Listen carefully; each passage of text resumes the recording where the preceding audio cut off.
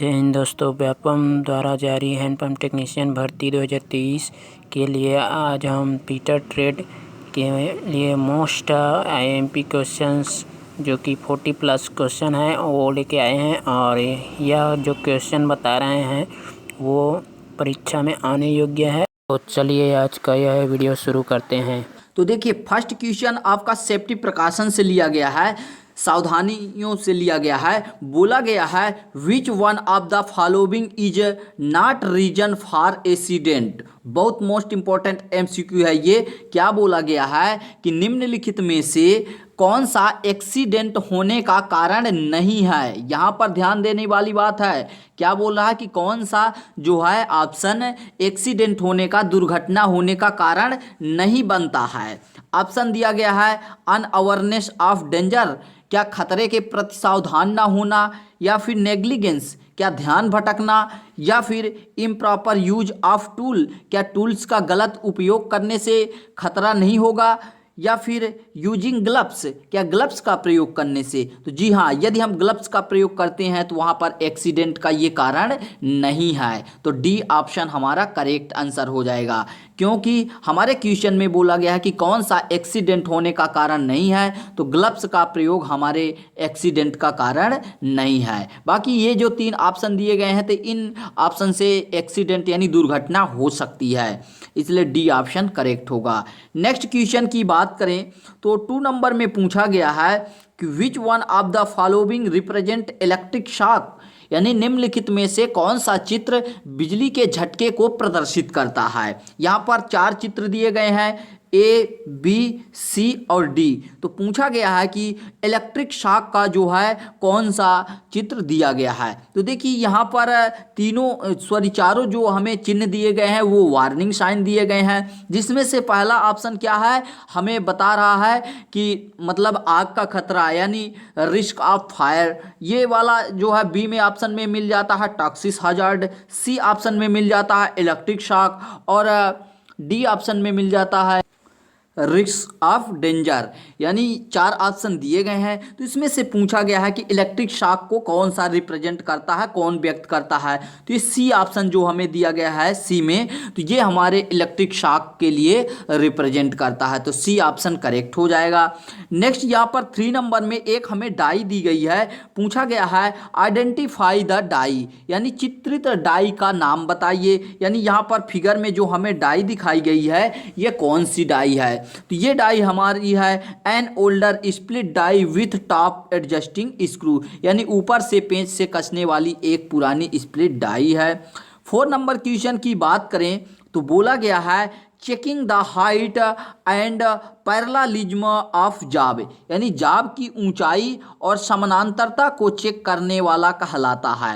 यानी कौन सा टूल होता है जो हमारे जाब की ऊंचाई भी चेक करता है और पैरेललिज्म यानी समानांतरता को भी चेक करता है। ऑप्शन दिया गया है surface gauge, universal surface gauge, fixed type, या फिर एंगल गेज। तो आपको क्लियर होना चाहिए कि जो हमारा यूनिवर्सल सरफेस गेज होता है, क्या यूनिवर्सल सरफेस गेज, तो ये हमारे जाब की हाइट भी माप सकता है और समानांतरता भी हाइट भी चेक कर सकता है और समानांतरता भी चेक कर सकता है। तो बी ऑप्शन हमारा करेक्ट आंसर हो जाएगा। दोस्तों, वीडियो अच्छा लग रहा हो तो वीडियो को अपने दोस्तों में शेयर कर दीजिए जो आईटीआई कर रहे हों या फिर आईटीआई करके किसी भी टेक्निकल एग्जाम की प्रिपरेशन कर रहे हों, उनको ये वीडियो ज़रूर शेयर करिएगा यदि आप इस वीडियो से सेटिस्फाइड हैं तब। 5 नंबर में क्या बोला गया है which hammer is use to riveting, यानी जो है रिविटिंग, यहाँ पर थोड़ा सा मिस प्रिंट है। रिविटिंग के लिए कौन सा हथौड़ा उपयोग किया जाता है। ऑप्शन में मिल जाता है स्लेज हैमर यानी घन हथौड़ा, बी ऑप्शन में क्रॉस पिन हैमर, सी में इंजीनियर्स हैमर, डी में प्लास्टिक हैमर। तो आपको क्लियर होना चाहिए कि जो क्रॉस पिन हैमर होता है इसका यूज हम रिविटिंग में कर सकते हैं। बी ऑप्शन करेक्ट हो जाएगा। 6 नंबर में पूछा गया है killed steel is opposite of, यानी जो किल्ड स्टील होती है वह किस स्टील के एकदम अलग होती है। तो आपको क्लियर होना चाहिए कि इसका जो करेक्ट आंसर हो जाएगा वह ऑप्शन सी हो जाएगा, यानी रिम्ड, यहाँ पर सी ऑप्शन में मिल जाता है। 7 नंबर क्वेश्चन की बात करें तो बोला गया है which metal is used to make a surface plate, यानी जो है सरफेस प्लेट बनाने के लिए कौन सी धातु प्रयोग की जाती है। अच्छा क्वेश्चन पूछा गया है कि जो हमारी सरफेस प्लेट होती है उसे बनाने के लिए किस मटेरियल का यूज किया जाता है। ऑप्शन मिल जाता है high carbon steel, high speed steel, mild steel या फिर कास्ट आयरन। तो आपको क्लियर होना चाहिए कि जो हमारा कास्ट मतलब सरफेस प्लेट होती है वह कास्ट आयरन से बनाई जाती है। डी ऑप्शन हमारा करेक्ट हो जाएगा 7 नंबर का।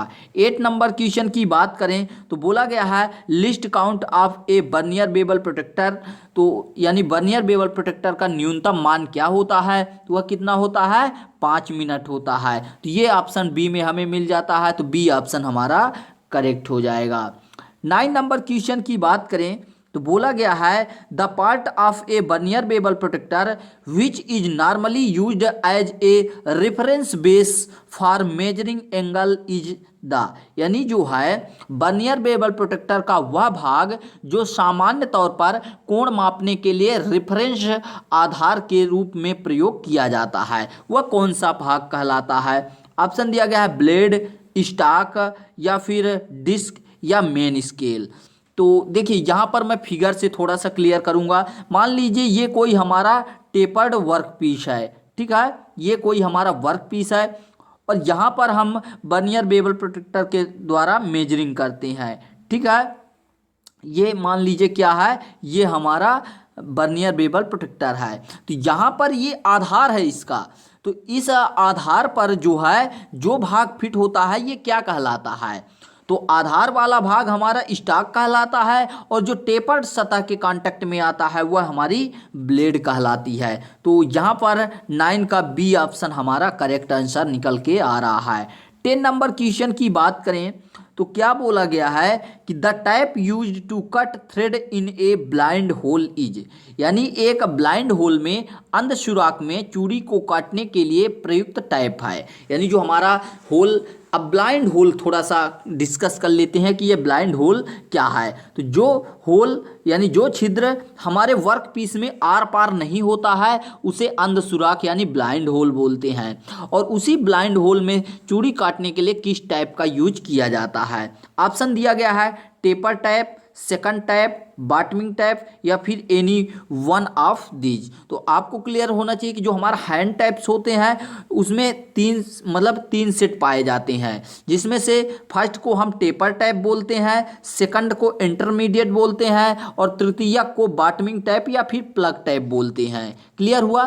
तो इसमें से पूछा गया है कि हमारी जो ब्लाइंड होल होता है तो ब्लाइंड होल में किस टाइप का यूज करते हैं, तो ब्लाइंड होल में हम बॉटमिंग टाइप या प्लग टाइप या फिर फिनिशर टाइप का यूज करते हैं। सी ऑप्शन हमारा करेक्ट आंसर हो जाएगा। अब इसी का यूज क्यों करते हैं, क्योंकि आपको क्लियर होना चाहिए कि जो हमारा बॉटमिंग टाइप होता है तो इसकी 1 से 2 ही चूड़ियाँ टेपर्ड में होती हैं और इसका जो टेपर एंगल होता है वह ज़्यादा होता है, जिसके कारण क्या होता है हमारे सुराख के अंतिम सिरे तक जो है छिद्र में जो है सुराख में अंतिम सिरे तक चूड़ी आसानी से कट जाती है। तो इसीलिए इसका यूज किया जाता है बॉटमिंग टाइप का ब्लाइंड होल में। क्लियर हुआ।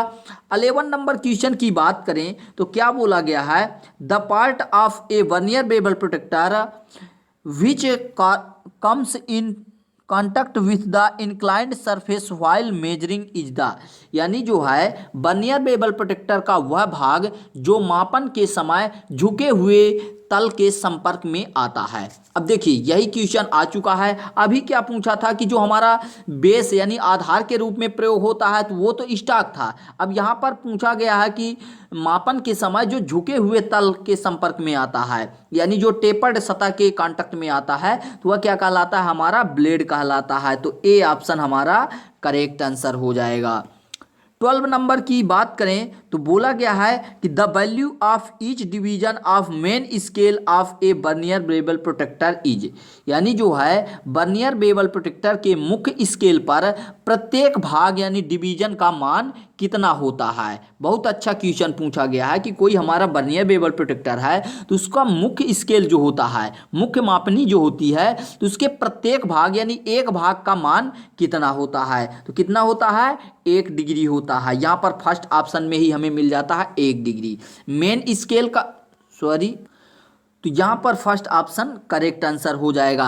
अब देखिए 1 डिग्री को जो है बर्नियर भाग के 12 बराबर भागों में बांटा जाता है और हम जानते हैं कि 1 डिग्री में कितने मिनट आते हैं, 60 मिनट होते हैं। तो यदि 60 मिनट को 12 से डिवाइड करेंगे तो हमें कितना प्राप्त होता है, 5 मिनट होता है। यानी बर्नियर बेवल प्रोटेक्टर के एक बर्नियर भाग का मान 5 डिग्री होता है और वही उसकी एक्यूरेसी होती है।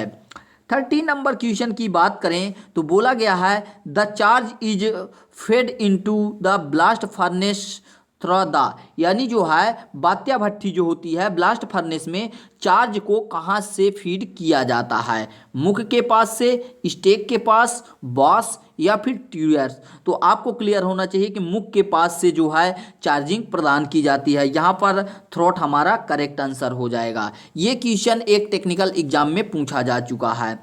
14 नंबर क्वेश्चन की बात करें तो क्या बोला गया है, pig iron content percent iron, यानी जो है पिग आयरन में आयरन होता है, यानी जो हमारा कच्चा लोहा होता है तो कच्चे लोहे में जो है लोहे की मात्रा कितनी होती है, तो वह होती है 90%।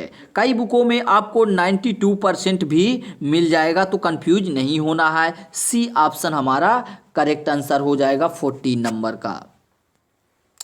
15 नंबर में क्या बोला गया है कि property of rot iron is decided by, यानी जो है राट आयरन जो होता है, पिटवा लोहा जो होता है, तो उसके गुण को किसके द्वारा निश्चित किया जाता है। तो आपको क्लियर होना चाहिए कि जो हमारा राट आयरन होता है उसमें कार्बन एंड मैग्नीज अवेलेबल होते हैं, तो इसके द्वारा जो है डिफाइन किया जाता है। बी ऑप्शन करेक्ट हो जाएगा। 16 नंबर में हमसे पूछा गया है कि the algebraic difference between the minimum limit and the basic size is called, यानी न्यूनतम सीमा और बेसिक आकार के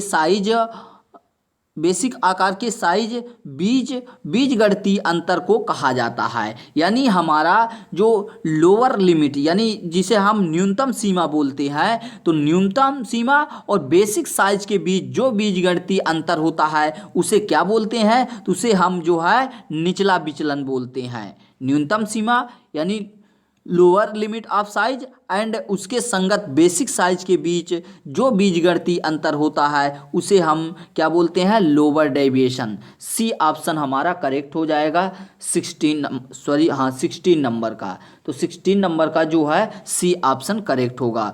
70 नंबर में क्वेश्चन में बोला गया है कि जैनी कैलीपर इज यूज टू, यानी जो जैनी कैलीपर होता है तो जैनी कैलीपर का उपयोग होता है क्या, for finding the external of round बार, क्या राउंड बार की बाहरी मान ज्ञात करने के लिए, या फिर for finding the internal round बार, क्या राउंड बार का आंतरिक मान ज्ञात करने के लिए, या फिर for finding the centre of round बार, क्या राउंड बार का केंद्र ज्ञात करने के लिए। तो जी हाँ, जो जेनी कैलीपर होता है जिसे हम odd leg caliper, bed leg caliper भी बोलते हैं, तो इसका यूज जो है finding the centre of round bar, यानी जो है गोल आकार के जो है जाप का केंद्र निकालने के लिए प्रयोग किया जाता है। तो सी ऑप्शन हमारा करेक्ट आंसर हो जाएगा।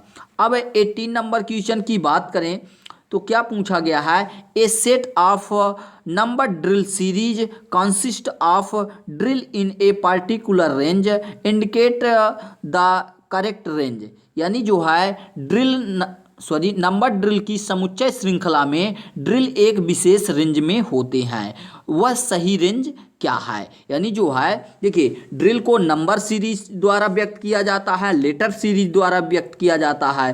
तो जो नंबर सीरीज होती है तो वह 1 से 80 तक होती है, क्लियर, और जो लेटर सीरीज होती है वह A से Z तक होती है। अब देखिए लेटर साइज की बात करें तो A नंबर का जो हमारा ड्रिल होता है A सीरीज वाला, तो वो क्या होता है, सबसे छोटा होता है और जेड नंबर का जो होता है वह सबसे बड़ा होता है। और इसी तरह एक नंबर का जो हमारा नंबर सीरीज की बात करें तो एक नंबर का ड्रिल सबसे बड़ा होता है और 80 नंबर का जो है सबसे छोटा होता है। क्लियर। अब यदि बात करें कि ए का जो है साइज क्या होता है तो ए वाला हमारा 5.944 मिलीमीटर होता है और यदि जेड की बात करें तो जेड वाला हमारा 10.490 मिलीमीटर होता है। यदि यहीं पर बात करें एक नंबर की तो एक नंबर वाला हमारा मीट्रिक में 791 होता है। और यदि बात करें 80 नंबर की तो 80 नंबर वाला जो होता है वह 0.35 मिलीमीटर होता है। तो इस तरह से मीट्रिक में इसका साइज डिजाइनेशन होता है। तो आपको क्लियर होना चाहिए। तो यहाँ पर 80 नंबर का सी ऑप्शन करेक्ट हो जाएगा।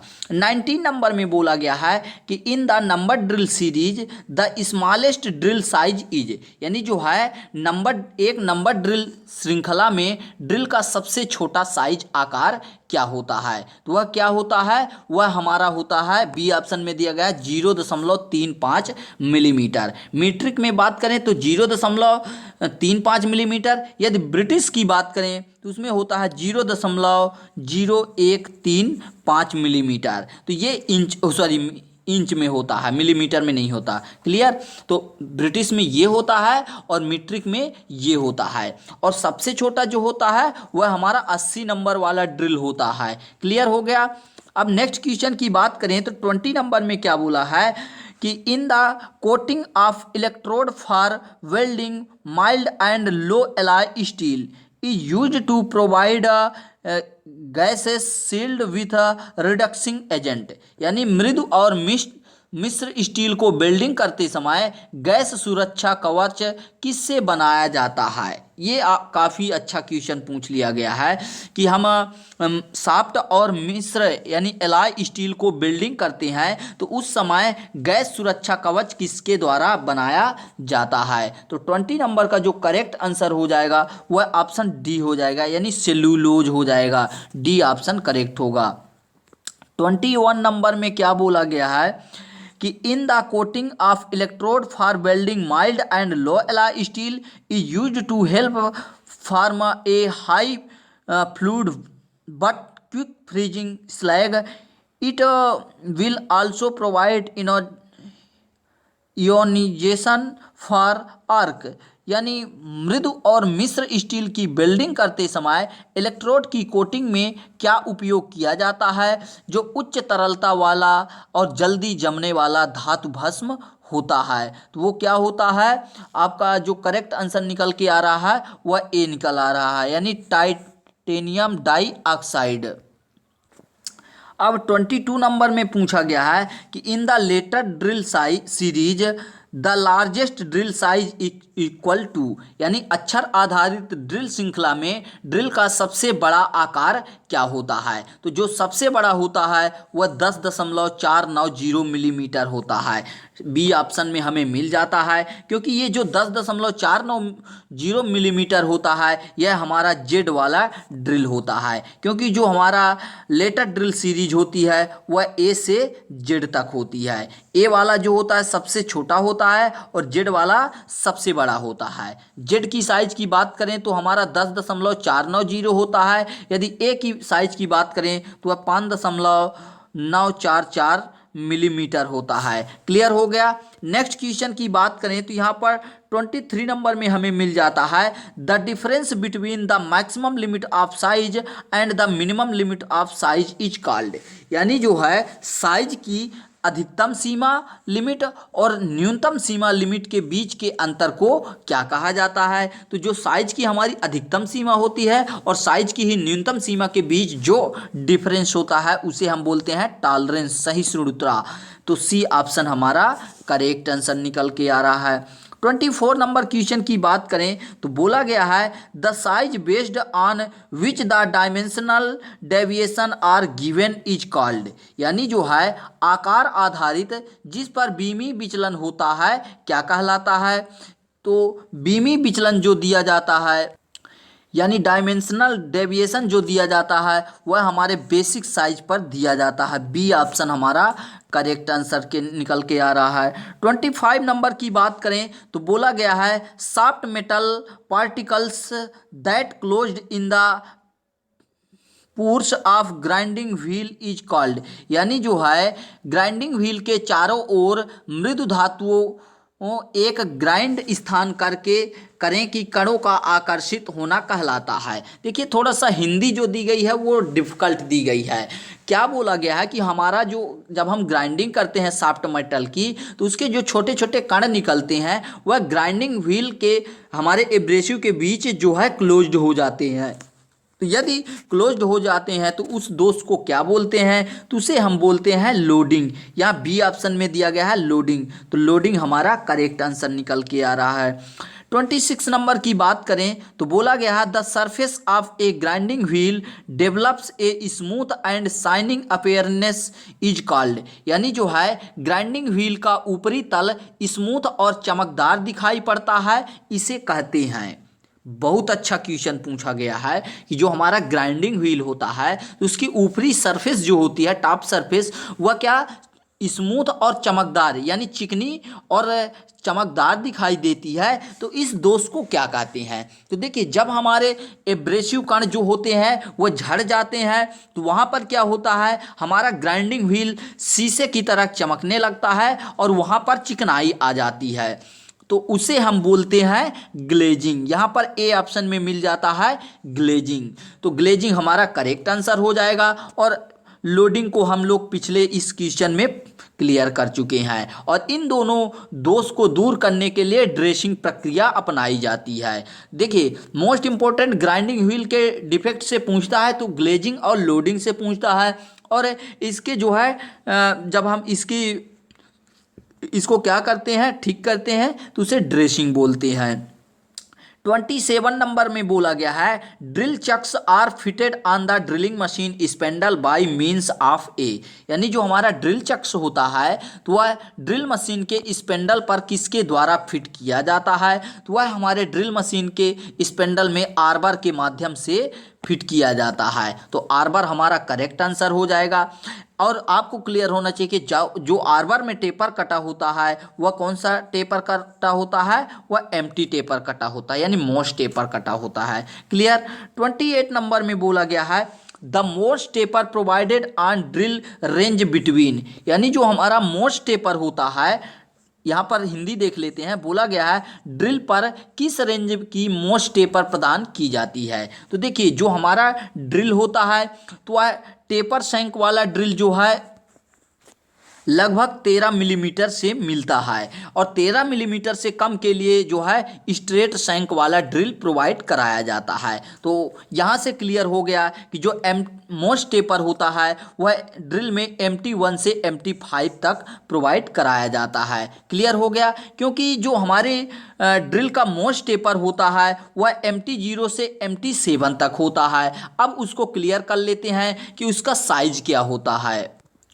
देखिए 3 मिलीमीटर से कम के लिए MT1 यूज किया जाता है, MT0 यूज किया जाता है। MT1 की बात करें तो MT1 जो होता है हमारा 3 मिलीमीटर से लेकर 14 मिलीमीटर के लिए, 14.25 मिलीमीटर से लेकर 23 मिलीमीटर तक के लिए MT2 यूज किया जाता है।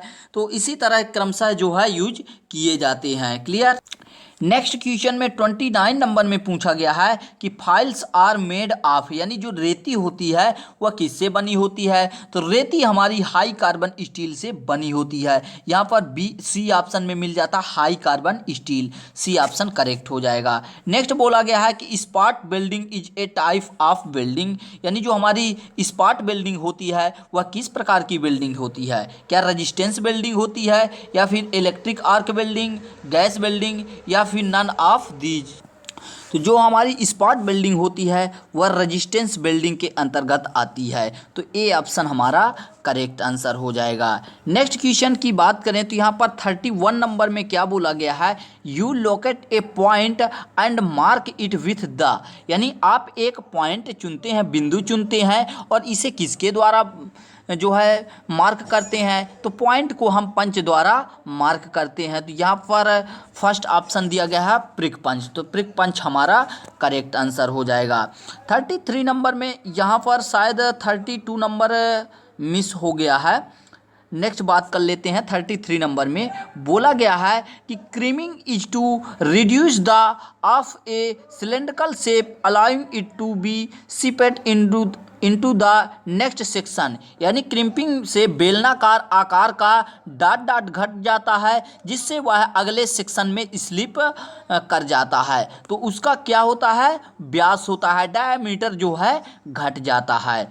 33 का ए ऑप्शन करेक्ट आंसर हो जाएगा। 34 नंबर की बात करें तो बोला गया है when Persian blue mixed with dot dot it forms a quick drawing stand which is now as marking blue or layout die.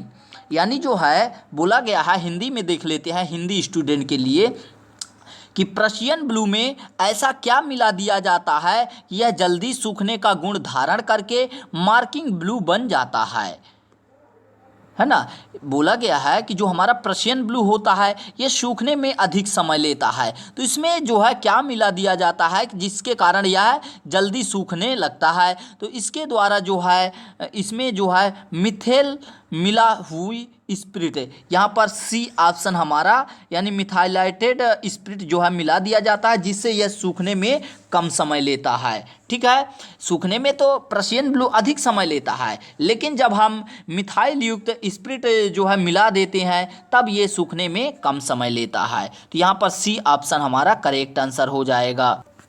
यहाँ पर 35 नंबर क्वेश्चन की बात करें तो बोला गया है in oxy acetylene welding the flame temperature is, यानी जो ऑक्सी एसिटिलीन वेल्डिंग में लपटों का ताप कितना होता है। तो देखिए जो ऑक्सी एसिटिलीन वेल्डिंग होती है इसमें जो है 3 प्रकार की फ्लेम होती है। क्या क्या, ऑक्सीडाइजिंग फ्लेम, न्यूट्रल फ्लेम और एक होती है कार्बोराइजिंग फ्लेम।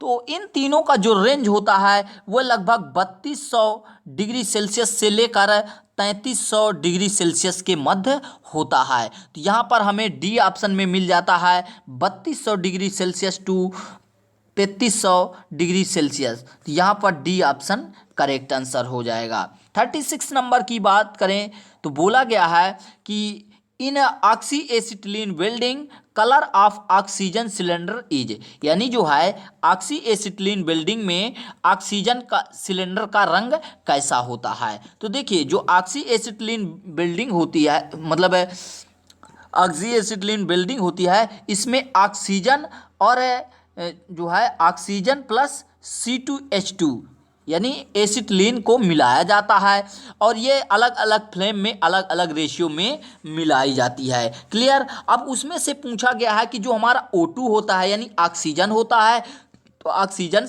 के सिलेंडर का कलर कोड क्या होता है और एसिटिलीन सिलेंडर के कलर कोड क्या होता है। तो क्वेश्चन में जो पहले पूछा गया उसको डिस्कस कर लेते हैं। बोला गया है कि ऑक्सीजन के सिलेंडर का रंग कैसा होता है, तो ऑक्सीजन के सिलेंडर का रंग ब्लैक होता है, काला होता है। यहाँ पर ब्लैक करेक्ट आंसर हो जाएगा। यदि बात करें एसिटिलीन के लिए तो एसिटिलीन का जो कलर होता है एसिटिलीन सिलेंडर का वह होता है मेहरून। यहाँ पर जो है बी ऑप्शन करेक्ट होगा यदि एसिटिलीन को पूछता तब, लेकिन यहाँ पर ऑक्सीजन बिल्डिंग सिलेंडर का पूछा है तो काला करेक्ट आंसर होगा। 37 नंबर में बोला गया है it determines the class of fit of tap, यानी टैप की फिटिंग को दर्शाती है। क्या H लिमिट को, L लिमिट को, F लिमिट को या फिर G लिमिट को, तो वह H लिमिट को दर्शाती है। यहाँ पर 37 का ए ऑप्शन करेक्ट हो जाएगा। 38 नंबर की बात करें तो बोला गया है कि acetylene can be prepared by the chemical reaction between, यानी जो हमारी एसिटिलीन होती है तो निम्न में से किसकी रासायनिक अभिक्रिया द्वारा बनाई जा सकती है। क्या वाटर एंड कैल्शियम कार्बाइड, या फिर वाटर एंड कैल्शियम कार्बोनेट, या फिर हाइड्रोजन एंड कैल्शियम कार्बाइड, या फिर हाइड्रोजन एंड कैल्शियम कार्बोनेट। तो आपको क्लियर होना चाहिए कि जो हमारी एसिटिलीन होती है वह carbide to water and water to carbide जो है तैयार की जाती है। तो यहाँ पर फर्स्ट ऑप्शन में हमें मिल जाता है वाटर एंड कैल्शियम कार्बाइड, तो यही फर्स्ट ऑप्शन हमारा करेक्ट आंसर हो जाएगा। यानी पानी और कैल्शियम कार्बाइड के साथ जो है मिलाया जाता है, तैयार किया जाता है एसिटिलीन, और इसे एसीटोन में जो है स्टोर किया जाता है। नेक्स्ट क्वेश्चन की बात करें तो बोला गया है 39 नंबर में, which flame is suitable for cutting operation, यानी जो है काटने के लिए कौन सी लपटें प्रयुक्त की जाती हैं। तो देखिए आपको क्लियर होना चाहिए यहाँ पर क्या बोला गया है कि काटने के लिए कौन सी लपटें यानी फ्लेम प्रयुक्त की जाती है। तो यदि हम गैस के द्वारा मेटल की कटिंग करते हैं तो कटिंग करने से पहले हम क्या करते हैं, प्री हीटिंग करते हैं, पूर्व तापन करते हैं। तो पूर्व तापन करने के लिए हम किसका यूज करते हैं, नेचुरल फ्लेम का करते हैं। लेकिन जब जो है उसे प्री हीटिंग कर दिया जाता है उसके द्वारा ऑक्सीडाइजिंग फ्लेम जो है हाई प्रेशर के द्वारा प्रवाहित की जाती है और तब कटिंग की जाती है। तो यहाँ पर क्वेश्चन में क्या बोला गया है कि which flame is suitable for cutting operation, तो कटिंग ऑपरेशन के लिए हम ऑक्सीडाइजिंग फ्लेम का यूज करते हैं, लेकिन प्री हीटिंग के लिए नेचुरल फ्लेम का प्रयोग करते हैं। और प्री हीटिंग यदि हमें कटिंग करना है तो उसके पहले हमें प्री हीटिंग करना होता है। क्लियर, तो फर्स्ट ऑप्शन करेक्ट होगा यानी ऑक्सीडाइजिंग फ्लेम। नेक्स्ट बोला गया है कि which flame is suitable for welding of non ferrous metal like brass and bronze, यानी फेरस सहित रहित धातुओं यानी ब्रास और ब्रोंज, पीतल और कांसा जैसी मतलब धातु के लिए कौन सी लपट सही होती है।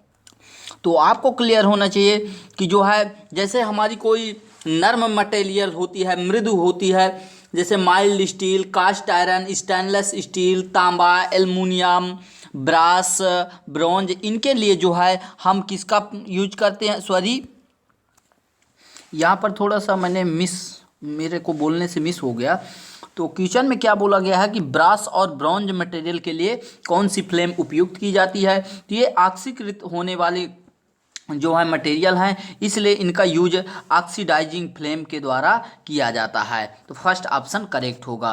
नेक्स्ट 41 नंबर की बात करें तो क्या बोला गया है, which flame is suitable for building steel, यानी जो है स्टील के बिल्डिंग के लिए कौन सी फ्लेम जो है उपयुक्त होती है। यहाँ पर थोड़ा सा हिंदी भी देख लेते हैं। बोला गया है कि स्टील की बिल्डिंग के लिए कौन सी फ्लेम उपयुक्त होती है। ऑप्शन दिया गया है ऑक्सीडाइजिंग फ्लेम, कार्बोराइजिंग फ्लेम या फिर न्यूट्रल फ्लेम या इनमें से कोई नहीं। तो आपको क्लियर होना चाहिए कि जो मतलब स्टील की बिल्डिंग के लिए प्रयोग की जाती है वह न्यूट्रल फ्लेम होती है। न्यूट्रल फ्लेम जैसे mild steel, cast iron steel, तांबा, एल्युमिनियम, इनके लिए प्रयोग की जाती है। क्लियर हो गया। नेक्स्ट बात करें 42 नंबर की, तो बोला गया है कि grinding wheel of finer grit have a dot rate of wear than grinding wheel having a coarse grit, यानी कोर्स ग्रिट वाले ग्राइंडिंग व्हील की अपेक्षा अधिक फाइन ग्रिट वाले ग्राइंडिंग व्हील में घिसने की दर होती है। तो जो हमारे देखिए कोर्स मैं यहाँ पर बना देता हूँ, फिगर से थोड़ा सा क्लियर कर देता हूँ। दो फिगर यहाँ पर मैं बनाता हूँ। क्लियर, यहाँ पर ये वाला क्या है, ये कोर्स वाला है और ये फाइन वाला है। तो फाइन में क्या है, छोटे छोटे बहुत महीन महीन कण होंगे। ठीक है, तो ये जो कटिंग करेंगे तो क्या करेंगे, ये बहुत कम कटिंग करेंगे, यानी ये कम कटिंग करेंगे। और ये जो हमारे मतलब कोर्स वाले होंगे तो कोर्स वालों के कण जो है बड़े बड़े होंगे। ठीक है, तो बड़े बड़े जिसके कण होंगे तो वो क्या करेगा, ज़्यादा कटिंग करेगा। क्या करेगा, ज़्यादा कटिंग करेगा। अब क्वेश्चन में क्या बोला गया है कि कोर्स ग्रिट वाले ग्राइंडिंग व्हील की अपेक्षा अधिक फाइन ग्रिट वाले ग्राइंडिंग व्हील में काटने की दर होती है। तो फाइन ग्रिट वाले में काटने की दर क्या होती है, कम होती है। तो 42 का जो करेक्ट आंसर हो जाएगा वह क्या हो जाएगा, लोअर हो जाएगा, यानी कम हो जाएगा। क्लियर। नेक्स्ट बोला गया है which of the following letter represent a grinding wheel of medium grade, यानी जो है निम्न में से कौन सा अक्षर ग्राइंडिंग व्हील के मध्यम ग्रेड को प्रदर्शित करता है। तो मध्यम ग्रेड को प्रदर्शित करने के लिए यहाँ पर हमें दिखाया गया है कौन से ऑप्शन में, बी ऑप्शन में। तो 43 का सॉरी यन यहाँ पर डी ऑप्शन में है, यन जो है डी ऑप्शन में दिया गया है, तो हमारा करेक्ट आंसर जो है डी होगा। यहाँ पर जो हमारे ग्राइंडिंग व्हील के ग्रेड होते हैं तो ग्रेड जो है ए से जेड तक होते हैं, ठीक है, जिसमें से इन्हें 3 वर्गों में डिवाइड किया गया है, कोर्स, मीडियम और फाइन। तो इसमें से पूछा गया है कि मध्यम ग्रेड वाला यानी मीडियम ग्रेड वाला, तो मीडियम ग्रेड वाला जो होता है हमारा उसके अंतर्गत एन आता है। क्लियर। नेक्स्ट क्वेश्चन 44 नंबर में बोला गया है, क्या बोला गया है कि surface grinding machine is capable to grind, यानी जो सतह ग्राइंडिंग मशीन होती है वह निम्न में से किसको ग्राइंड करने में सक्षम होती है, तो वह हमारे समतल सरफेस को यानी फ्लैट सरफेस को ग्राइंड करने में सक्षम होती है। फर्स्ट ऑप्शन हमारा करेक्ट आंसर हो जाएगा। क्लियर। नेक्स्ट बात करें 45 नंबर में, तो बोला गया है the letter S denotes which of the following types of wheel, यानी एस निम्न में से किस प्रकार के व्हील को दर्शाता है, तो जो एस होता है वह किसको दर्शाता है, हमारे सिलिकेट बांड को दर्शाता है। 45 का ए ऑप्शन करेक्ट हो जाएगा। यदि बात करें सैलक बांड के लिए, तो सैलक बांड के लिए हम किस अक्षर द्वारा रिप्रेजेंट करते हैं, सैलक बांड को ई द्वारा रिप्रेजेंट करते हैं, रबर बांड को आर द्वारा, और रेजिनाइड बांड को हम बैकेलाइट बांड भी बोलते हैं, इसलिए इसे बी द्वारा रिप्रेजेंट किया जाता है। क्लियर हो गया। सभी जो है हमारे जो लेटर होते हैं और बांड होते हैं तो उनका जो है कनेक्शन आपको क्लियर होना चाहिए। जैसे सैलक का कनेक्शन ई से होता है, रबर का आर से, रेजेनाइट का बी से और सिलिकेट का एस से, विट्रीफाइड बांड का वी से होता है, तो ये सब आपको पता होना चाहिए। 46 नंबर में पूछा गया है कि in marking of grinding wheel compulsory symbol are used, यानी जो है ग्राइंडिंग व्हील पर मार्किंग करते समय अनिवार्य रूप से कितने प्रतीक उपयोग किए जाते हैं, तो हमारे ग्राइंडिंग व्हील में 7 प्रतीक यानी 7 प्रतीक जो है 7 सिंबल यूज किए जाते हैं, जिसमें से सीरीज आपको पता होना चाहिए। पहला क्या होता है, हमारा पहला होता है wheel, abrasive, grain, grade, structure, bond, product. तो कितने हुए 1 2 3 4 5 6 7, तो 7 जो है सिंबल होते हैं। क्लियर। पहला जो सिंबल होता है वह हमारे व्हील को रिप्रेजेंट करता है, दूसरा एब्रेसिव को, तीसरा जो है ग्रेन साइज को, तीसरा जो है ग्रेड को रिप्रेजेंट करता है, फिर ये जो चौथा है, पांचवा जो होता है स्ट्रक्चर, फिर बांड, उसके बाद प्रोडक्ट, यानी जो है प्रोडक्ट का आईएस नंबर वगैरह जो है रिप्रेजेंट किया जाता है। तो इस तरीके से आपको पता होना चाहिए, तो 7 सिंबल हमारे करेक्ट आंसर हो जाएंगे। 47 नंबर में पूछा गया है the following is machine dry, यानी निम्न में से किसको सूखा मशीन किया जाता है, तो सूखा मशीन कास्ट आयरन के लिए यानी कास्ट आयरन की मशीनिंग के लिए हम किसी भी कूलेंट का यूज नहीं करते हैं। यदि यहीं पर बोल दिया जाए कि एल्युमिनियम की मशीनिंग के लिए, तो एल्युमिनियम की मशीनिंग के लिए जो हम जो है मिट्टी का तेल यानी केरोसिन का यूज करते हैं। क्लियर। 48 नंबर में क्या बोला गया है कि in a bilateral system of tolerance the tolerance is allowed on, यानी जो टॉलरेंस की बाइलेटरल पद्धत होती है उसमें टॉलरेंस को रखा जाता है। तो टॉलरेंस को हमारे बेसिक साइज के प्लस में भी रखा जाता है और माइनस में भी रखा जाता है। तो जो हमारी बाइलेटरल होती है उसमें दोनों तरफ जो है टॉलरेंस दी जाती है। तो यहाँ पर हमें डी ऑप्शन में मिल जाता है both side of nominal size, यानी नॉमिनल आकार के दोनों तरफ। ठीक है, डी ऑप्शन करेक्ट आंसर हो जाएगा। यानी जो हमारा बेसिक साइज होता है तो वो बेसिक साइज के जो है दोनों तरफ यानी प्लस में भी दिया जाता है, माइनस में भी दिया जाता है। यदि किसी एक का हटा देते हैं तो वह हमारी यूनिलेटरल टॉलरेंस कहलाएगी, यानी यूनिलेटरल पद्धति कहलाएगी। क्लियर।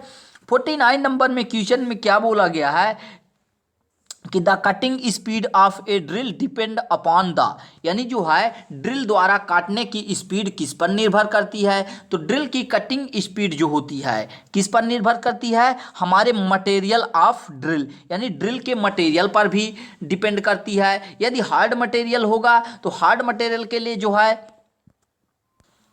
यहाँ पर थोड़ा सा कंफ्यूज हो जाएंगे स्टूडेंट। बी ऑप्शन में दिया गया है type of material to be drilled, यानी ड्रिल किए जा रहे पदार्थ पर। यदि हमारा ड्रिल किया जा रहा पदार्थ शाफ्ट है तो शाफ्ट मटेरियल के लिए जो है हम हाई कटिंग स्पीड रखते हैं, और जो हार्ड मटेरियल होता है तो हार्ड मटेरियल के लिए लो कटिंग स्पीड रखते हैं। और इसके जस्ट अपोजिट होता है ड्रिल का पदार्थ। यदि हमारा ड्रिल का पदार्थ जो है हार्ड है तो उसके लिए हम उच्च स्पीड रख सकते हैं, और सॉफ्ट है यानी कम मजबूत है तो वहाँ पर हम उसकी स्पीड कम रख सकते हैं। क्लियर। सी ऑप्शन में मिल जाता है हमें quality of surface finish desired, यानी सरफेस फिनिश की गुणवत्ता पर भी डिपेंड करता है हमारा कटिंग स्पीड। यदि हमें अच्छी सरफेस फिनिश चाहिए तो उसके लिए कटिंग स्पीड अधिक रखते हैं, यदि हमें पुअर सरफेस फिनिश चाहिए तो उसके लिए हम फीड कम रखते हैं। सॉरी, यहाँ पर मैं फीड पर आ गया था। तो जो हमारी कटिंग स्पीड होती है यदि ज़्यादा रखेंगे तो सरफेस फिनिश आती है, और कम रखेंगे तो सरफेस फिनिश पुअर आती है। क्लियर। और डी ऑप्शन में मिल जाता है ऑल ऑफ दीज, यानी इनमें से सभी। तो इन सभी डाटा पर हमारी कटिंग स्पीड डिपेंड करती है, तो डी ऑप्शन हमारा करेक्ट आंसर हो जाएगा।